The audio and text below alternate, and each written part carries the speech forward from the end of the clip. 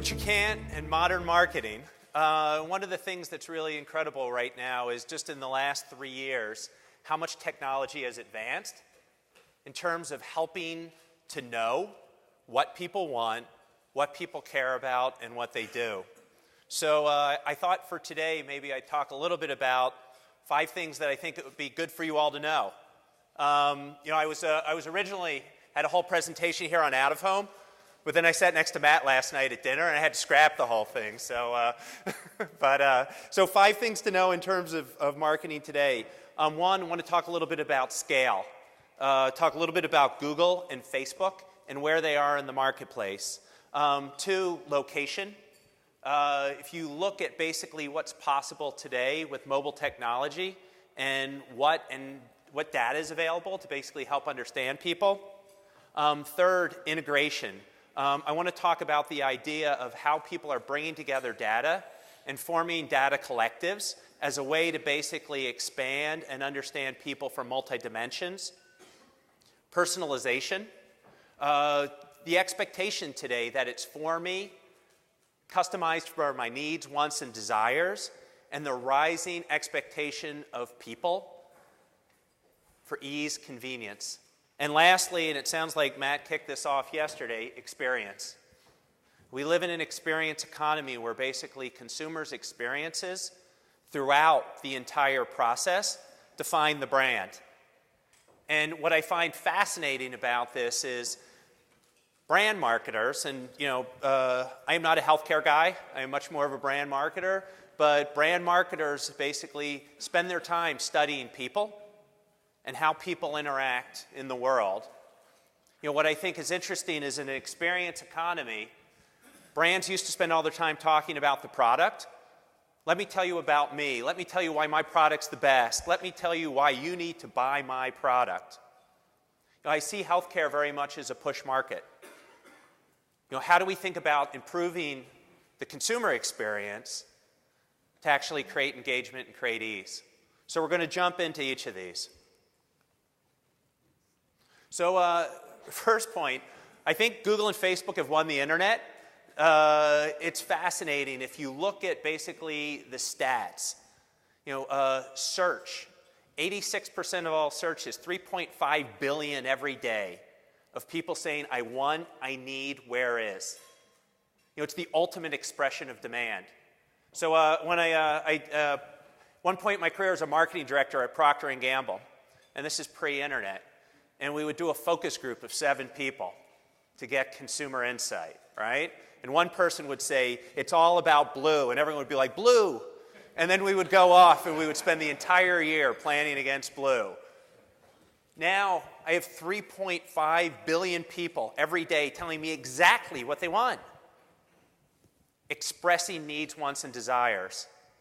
And the fascinating thing for me on this is available, yet we choose not to listen. We choose not to listen to the 3.5 billion people raising their hand every day saying, I have this problem. And I'm sure you're all aware, what's the 3rd most popular activity online? Searching for health-related information. Huge, huge, huge data set.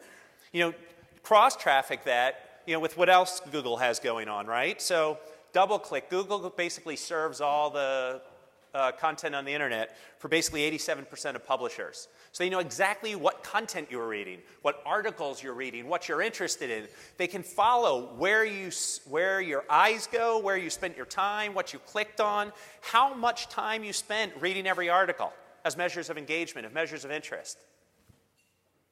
And lastly, may have not known, people think Apple dominates. Google dominates mobile phones. 72% of all mobile traffic is on Google's Android platform. So what does this mean? They know exactly what you're looking for. They know exactly what you're reading and where you're spending your time. And they know where you are, how many steps you've taken, how many stairs you've climbed every single day if you have a mobile device. How many people in here have mobile devices? Anyone? Anyone? So then we look at Facebook. 1.9 billion users. Now the fascinating thing for me is of that 1.9, you have about 1.1 who are spending almost an hour a day on Facebook. Touching your phone 2,000 times a day. So I think later today we're going to talk a little bit about life cross-training. People are on their phones a lot. So you think about the combination and the data this creates and the ability to scale. And kind of my takeaway here is, yes, Google and Facebook have won the internet. We have access to an enormous data set of exactly what people want, what they're interested in, and oh, by the way, what their issues are, expressed in their own terms, on a daily basis, real time. I had a conversation recently with the CEO of the American Heart Association. They're doing like a $25 million test with Google because, as you've all read, you can actually start predicting what's going to happen based off of Google searches. Of that 3.5 billion searches every day, 15% of them are brand new. Never been typed into the internet before. Mind-blowing, right? How can we come up with a billion new things to type into Google every day? And the reason is people are typing in greater and greater specificity.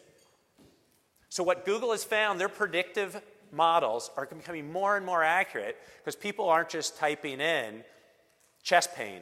They're typing in chest pain above my third rib for 2 days because it's specific and they get better results. Think about the power of that trend in terms of increasing data. Big idea, big opportunity. So second, location, location, location. You think about mobile devices. How many of you ever clicked on and looked at all of the apps you have open on your phone? It's probably about 50. All of them basically engaged in real-time information transfer. And again, in the consumer world, brands are using this information to basically understand and communicate. I recently spent an afternoon with the head of innovation at Under Armour.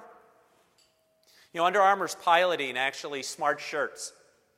Smart shirts that biometrically read your biceps, your chest, everything basically in your body. Because when you work out, what does everyone have now with them now? Their phone. Real-time exchange of information in terms of every movement of your body. So if that's the extreme, what's available every day? Did I get out of bed that morning? How many steps did I take? Did I walk to work? Where did I go? Did I go to the CVS? Am I at the Minute Clinic? And oh, by the way, Google has this information both through Android and through search to crosstab. Think about the power of knowing where people go, knowing their routines, and seeing how their routines are changing. Think about the power of knowing when you talk about encouraging people to move more and exercise more, as opposed to, oh, of course I work out every day, to actually knowing how many steps they actually took.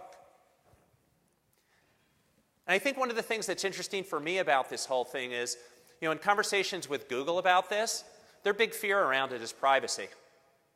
And their big fear is invading people's privacy because they don't feel they have the right to engage in that conversation. Yet you think about healthcare providers. Healthcare providers who are basically invited in, whose job it is to basically improve the health of their population, of their patients, of those people. What right do they have to engage in that conversation? And you have Google actively reaching out to the American Heart Association saying, how can we help? My thought, my challenge, if we think about the idea of a data collective, if we think about the idea of bringing together these different ideas, how can we do what can't be done? How can we rethink the possibility of real-time information and real-time engagement? 4 years ago, we started to wonder, what would shopping look like if you could walk into a store, grab what you want, and just go? What if we could weave the most advanced machine learning, computer vision, and AI into the very fabric of a store so you never have to wait in line? No lines, no checkouts, no registers. Welcome to Amazon Go. Use the Amazon Go app to enter. Then put away your phone and start shopping. It's really that simple. Take whatever you like. anything you pick up is automatically added to your virtual cart. If you change your mind about that cupcake, just put it back. Our technology will update your virtual cart automatically. So, how does it work? We used computer vision, deep learning algorithms, and sensor fusion, much like you'd find in self-driving cars. We call it Just Walk Out technology. Once you've got everything you want, you can just go. When you leave, our Just Walk Out technology adds up your virtual cart and charges your Amazon account. Your receipt is sent straight to the app, and you can keep going. Amazon Go. No lines, no checkout. No, seriously.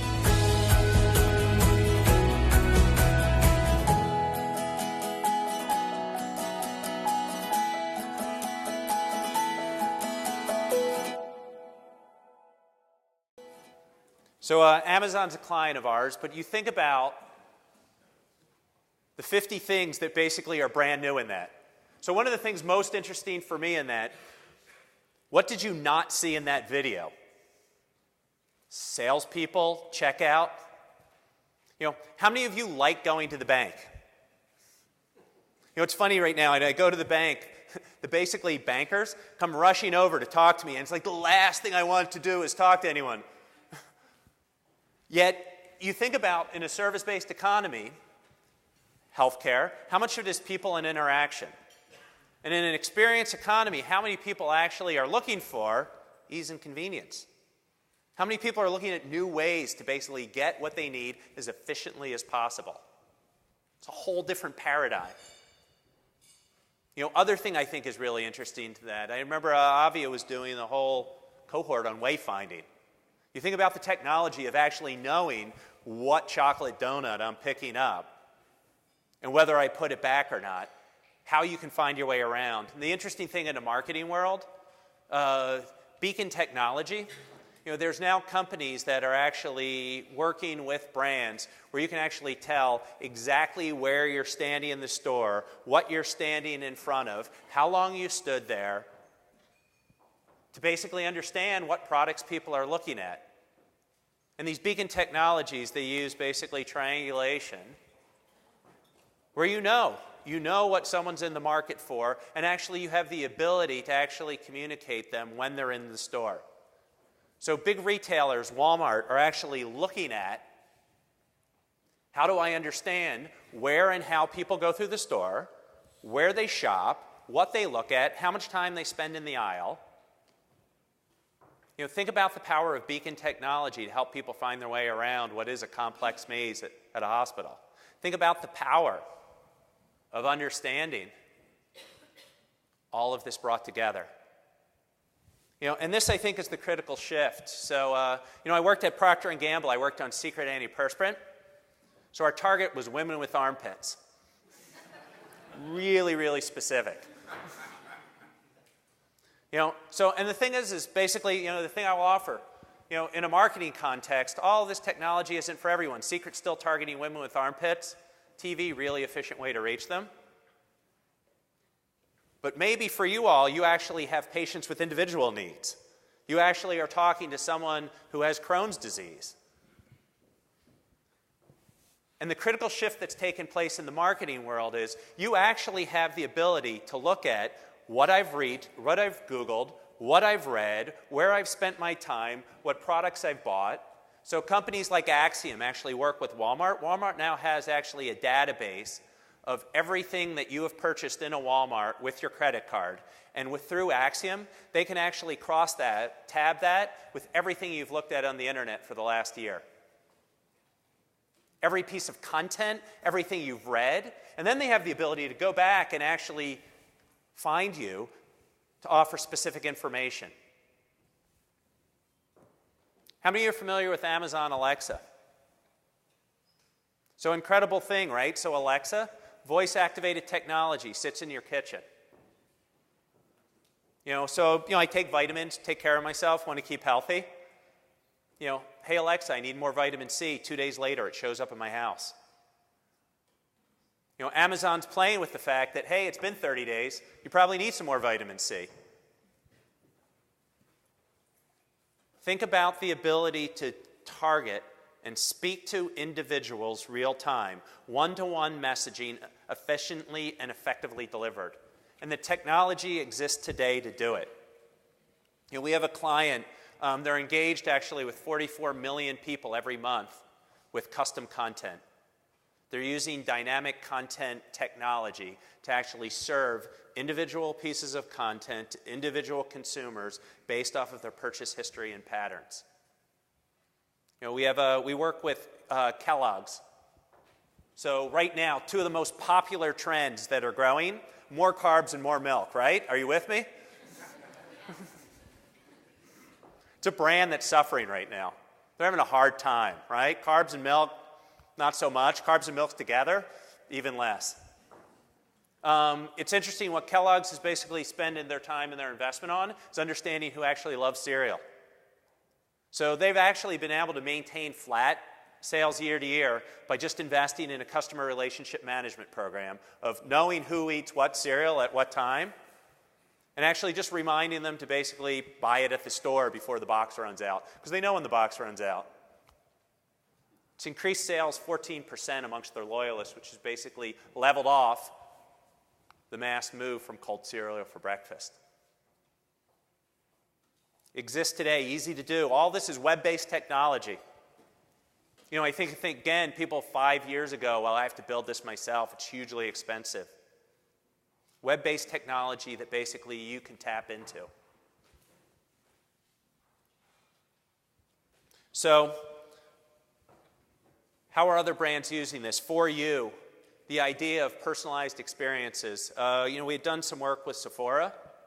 So beauty care, very personalized choice. What skincare products I need, what colors I like, what I need, what I use. You know, what Sephora has basically been able to do is take a look specifically at every interaction people have with the products in the store, on the site, and basically create replicable experiences. And the thing I think is really interesting about personalization from a brand standpoint is, you know, you think about skincare products, hair care products, you find what you love and you use it over and over again. If you have hair, I don't. I'm out on that. But what beauty care retailers have found is once you have an engaged consumer, the most efficient form of communication, the most efficient way to engage them is actually to talk about what they care about, what they've already bought, what they're interested in. And the thing I think is fascinating about this is, you know, you look at so much marketing. It's like, let me tell you about me. You know, my joke with Matt last night, right? So hospital billboards, it's a picture of the front of the hospital. Because the problem we're trying to solve is people don't recognize the hospital when they drive by it, right?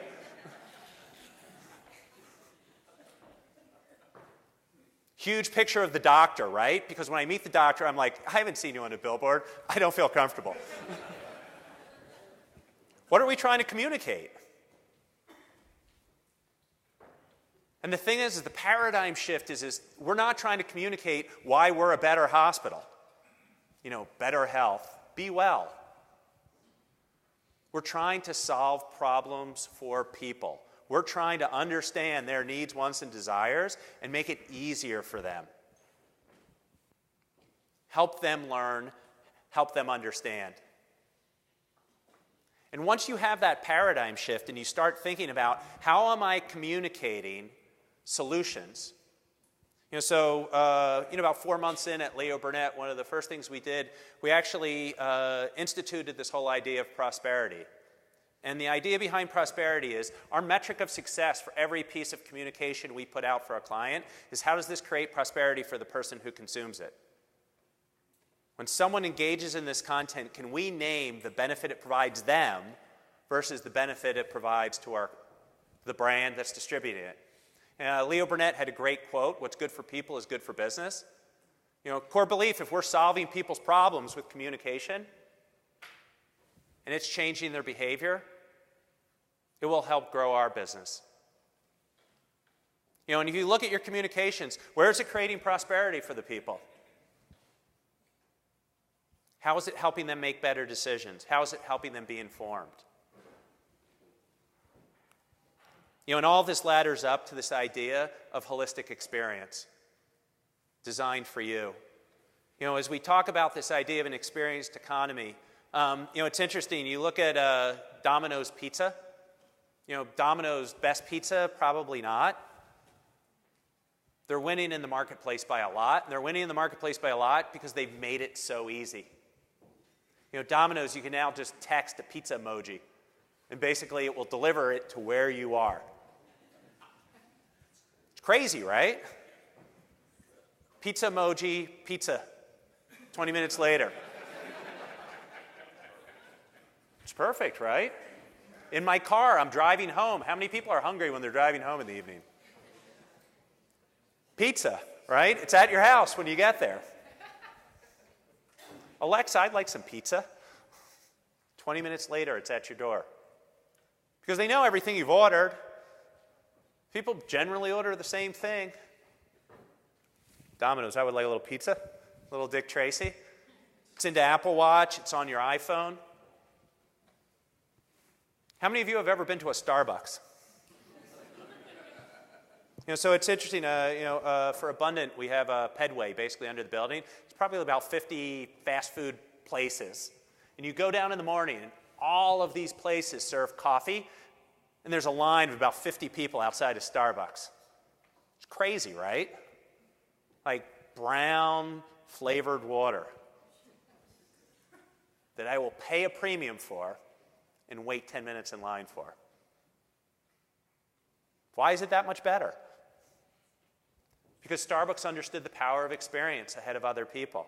They understood the power of actually creating an experience in terms of the environment. When you walk in the door, how do you feel? How are you greeted? They understood that some people actually don't want to be greeted, that maybe they could have an app where they could just push the button of what they get every morning and it would be ready for them. So you think about your holistic experience and you think about starting from a consumer perspective. What if the first thing they want to do is actually not talk to you at all? What if the last thing they want to do is see a doctor? What if what they really want is information? How much more efficient would that be for you? How would that change the way you approached patient engagement? What if what they really want is to better understand things they could be doing on their own time so they don't have to come see you? If we think about population health management, how would you communicate? And it's fascinating. You look at statistics in terms of app downloads and engagement downloads. Whenever I go to the doctor, you get your little healthcare app. It basically sends me my billing information. And that's because that's what I want to see every day. Like, oh my God, I wonder what my healthcare bill is. Good thing I got that real time. So my challenge for all of you is you think about scale. Where and how are you going to engage in partnership? Big companies are engaged in data collectives to actually take what they're good at, what they know, the relationships they have, and tap into this database of billions of people asking billions of questions each day. How do you think about the power of location in terms of understanding what people do? How and where are you integrating? We live in a networked economy. Brands that are winning are brands that are connected, brands that are engaged in things beyond themselves. It's hard to be an island in a digitally enabled, connected world. How are you thinking about personalizing experience? To know me, to understand my needs, wants, and desires. And all of that laddering up to what kind of experience are you creating? An experience you're creating from the minute that I, as a consumer, have a need, want, and desire. Not what kind of experience are you creating from the minute I'm in the waiting room. What kind of experience you're creating from the minute I walk out. We were talking to someone else last night, the minute I'm discharged. There's a great word, right? How many of you want to be discharged? Winning is discharge, right? Andrew, you're discharged.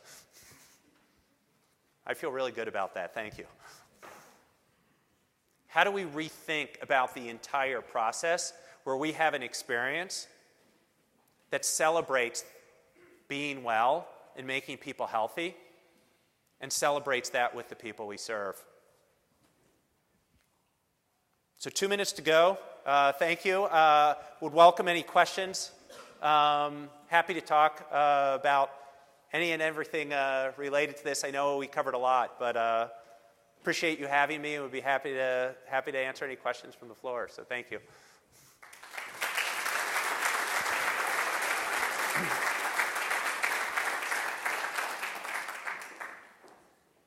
You mentioned privacy, so I guess my question is how private or how available is all of the location and search and the other kind of data? I mean, I've personally looked in the Apple website and seen that it's got all my locations back to forever. So, but that's mine. Who else has that? Who else can get it? So all of it's available. And basically what most technical companies are doing, they are not giving the information, but they're allowing you to leverage it. And this is where the idea of the data collective comes in. So what I mean by that is the PII was not be given to a third party, but the thing is you can actually leverage the data to make decisions. And in my point of view, that's all I care about. So the point being, I actually don't care and don't need to know how they know or where they know. I just need to basically be able to communicate to the person, to my customer, at that point in time. So this is where this idea of the data collective comes in. And basically there's technologies called data management platforms that basically help feed this information. If you think about it, I own this piece of data, you own that piece of data. I can't share, but if I put it over here in this third-party container, I don't violate any PII because no one's seen it. And this third-party container brings together these two forms of data. So the way people are working this effectively is by joining data collectives and bringing together multiple parties, you can get a holistic view and activate it. Sure. Other questions? Yes, please. What healthcare companies do you think are branding well, creating experiences besides Apple? You know, it's interesting. I think Kaiser has some of the most consumer-focused branding. You know, it's interesting, too. I'm going to give a call out to Matt because I sat next to him last night. He was just showing me his website on a mobile phone. One of the things that's fascinating to me, right? So websites, right? So people are searching for information. Most people dump onto the homepage of the website. And the homepage of the website is like 500 links to different places. Why do people, you know, my bet, why do you think most people go to the hospital website? Find a doctor. So, you know, Matt was sharing with me. He said basically 70% of the people who were going to their homepage before bounced, immediately left. And the reason is because they went there to find a doctor and they probably couldn't. You know, we were having another conversation with another provider. Said they have 400,000 people every month who come to their homepage. 2,000 actually make an appointment. If that was my client, I would be fired. 400,000 people came there because they wanted to find a doctor. So we were doing some work with Jackson Hewitt. And it was interesting. They dumped everyone on the homepage, you know, and it had like 100 things on tax articles and things you could do and support you could provide. Why do people go to the Jackson Hewitt website? To get their taxes done. So we made the whole homepage, find the closest Jackson Hewitt. Please enter your zip code. We had 3 million more people basically enter in their information from the month prior. Because people want to find a tax preparer. No one wants to read about the history of Jackson Hewitt. No one wants to see a picture of a Jackson Hewitt location. Make it simple. You put in your zip code, and it drops you to, here's your closest location. Do you want to make an appointment? Click yes. It shares the times. You click the time that's available. You type in your email. I've now got you in my database. I can follow up with you, and I've got you set for an appointment. 3 steps. So, to sing Matt's praises, what he showed me was basically his homepage now. There's 3 ways to make an appointment. It's asked in different ways, so there's something for everybody. And it was mobile enabled. The reason I call out Kaiser, I think Kaiser does a great job actually talking about people and things people care about. So, yes. You're thinking about developing the data collaborative with the Abundant. Could you Say again? I understand that you're thinking about developing a data collaborative and functionality through the Abundant. Could you talk a little bit about what that's going to look like? Sure. So Eric and I have just been having the conversation in that, Publicis, we're actually Google's largest partner.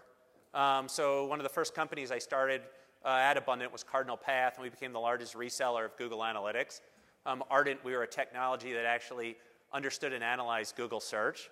So we've been playing around in the idea of understanding data and technology, which is my bag. Eric, obviously, in healthcare with AVIA. And the conversation we've been having is we've been building these companies and doing them in the consumer space. And we just had this idea that what if we could bring together Google with a few providers who want to be innovative, basically have conversations. UHC is actually a Leo Burnett client, and start thinking about ways to creatively bring these parties together and actually enable personalized content and improve user experience. So that's the idea. Any other questions? Thank you.